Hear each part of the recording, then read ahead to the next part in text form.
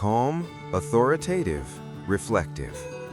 What if everyone acted the way you're about to act right now?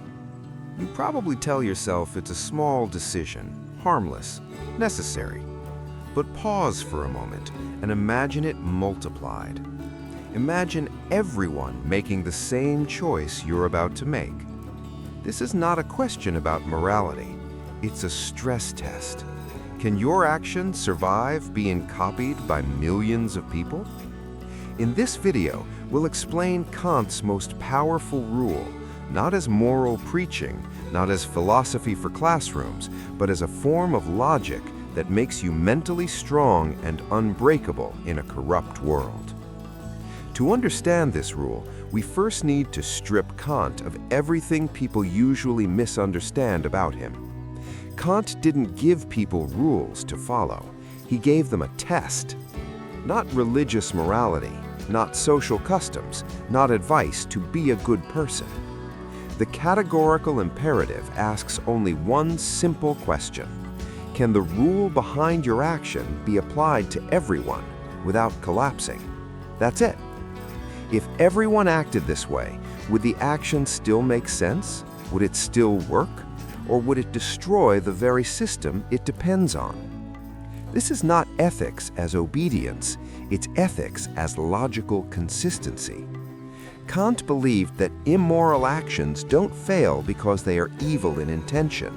They fail because they are irrational. They rely on exceptions. They only work if most people don't do them. Lying works only if truth exists. Cheating works only if others play fair. Cutting corners works only if the system still has corners to cut. The moment everyone adopts the same rule, the action collapses.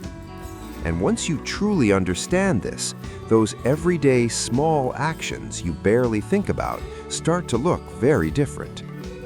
Kant doesn't ask whether your action feels right.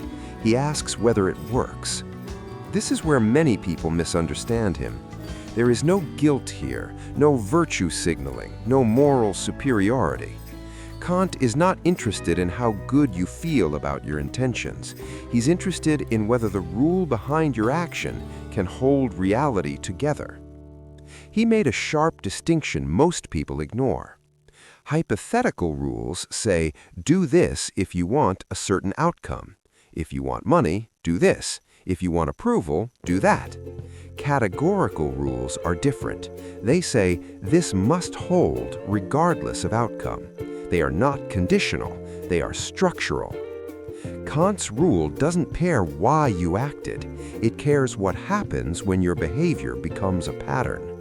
Because systems don't collapse from bad intentions, they collapse from broken rules. You can mean well and still undermine trust. You can have noble motives and still corrode cooperation. You can justify yourself and still weaken the structure everyone relies on. Good intentions don't prevent systems from collapsing. And that's why Kant's rule is uncomfortable, because it removes the emotional escape hatch. So, let's test this logic where it actually matters, in modern life, where corruption is often quiet, polite, and justified. It's only a small shortcut until everyone takes it. A little cheating, a quiet corner cut, a loophole you didn't create but decided to use. It feels minor, necessary even. After all, the system is imperfect anyway. But Kant asks a single question. What happens if everyone does this when it's convenient? If everyone cheats a little, trust evaporates. Rules stop guiding behavior. Systems don't explode, they slowly rot from the inside. Here's the key insight. Cheating doesn't break rules, it breaks the possibility of rules. Because rules only work when most people assume others will follow them. The moment small cheating becomes acceptable, the game itself disappears. And this is where Kant flips the psychology. The problem isn't that cheating is morally wrong. The problem is that cheating cannot be universal without destroying the system it depends on. You can't benefit from a structure while helping to dissolve it. Now let's test something even more common, something people justify every day, so-called harmless lying. A lie that works depends on most people telling the truth. White lies, strategic dishonesty, deception framed as protection. We tell ourselves it's harmless.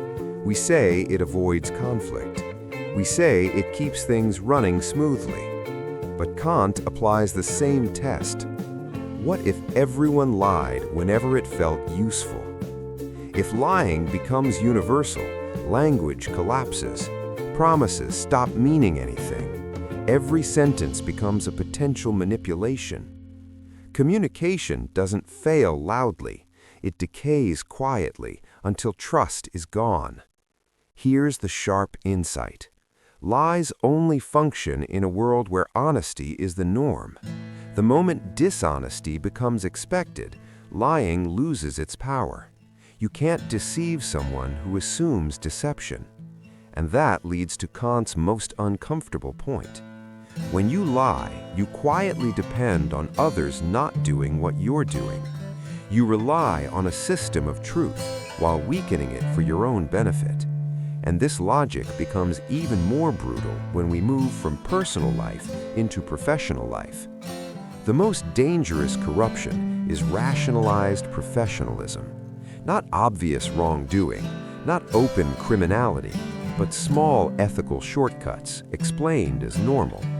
Bending metrics to hit a target, justifying a decision as industry standard, telling yourself, if I don't do it, someone else will. Kant's rule exposes what this logic really assumes. It assumes that most people will still play fair, so you can profit from being the exception. That's the hidden dependency. You benefit from a system of integrity while weakening it for personal gain. And this is how corruption scales. Not because everyone is corrupt, but because individuals exempt themselves while relying on collective honesty to keep the system alive. Here is the uncomfortable truth. A corrupt system survives only because some people still play fair. The moment everyone adopts the shortcut stops working. The system collapses under its own contradictions. And this leads to the final question. Why does Kant's rule make you stronger, not weaker, in a world where cutting corners seems rewarded? Kant's rule doesn't make life easier. It makes you harder to break. Here is why. When you apply this rule, something subtle changes. You stop negotiating with yourself. You stop inventing exceptions that only work in private. You stop bending your standards depending on mood, pressure, or reward. Your actions become coherent, and coherence is strength. Most people are not weak because the world is harsh. They are weak because they live in constant internal conflict. They believe one thing, they do another. Then they spend energy justifying the gap. Kant's rule removes that gap.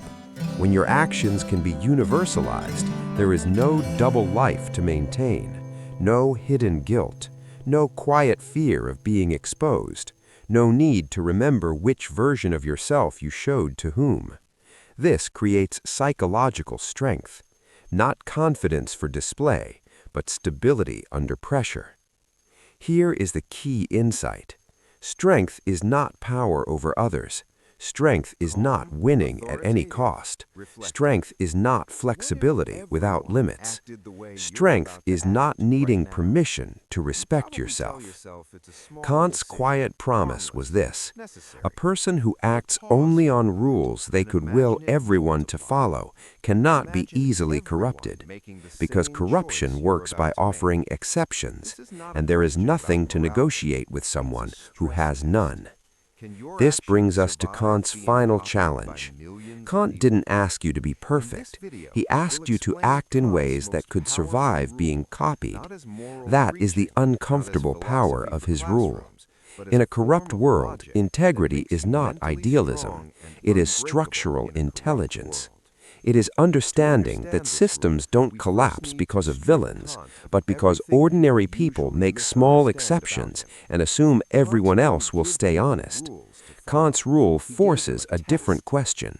Not can I get away with this, but what kind of world am I helping to build if this becomes normal?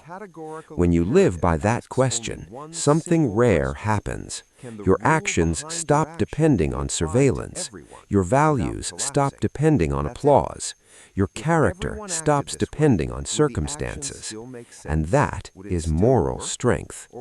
If you want philosophy that builds moral strength, not moral superiority, subscribe. This rule doesn't make life easier. It makes you stronger.